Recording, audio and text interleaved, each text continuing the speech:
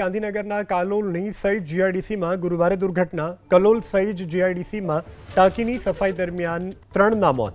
કંપનીના અંડરગ્રાઉન્ડમાં ટાંકીની સાફસફાઈ દરમિયાન ઘટના. ગેસ ગળતરના કારણે ઘટના બની હોવાનું પ્રાથમિક અનુમાન.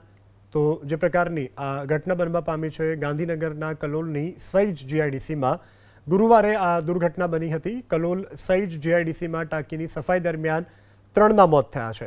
કંપનીના અંડરગ્રાઉન્ડમાં ટાંકીની સાફસફાઈ દરમિયાનની ઘટના. કલોલ સઈજ જીઆઈડીસીમાં ટાંકીની સફાઈ દરમિયાન 3ના મોત.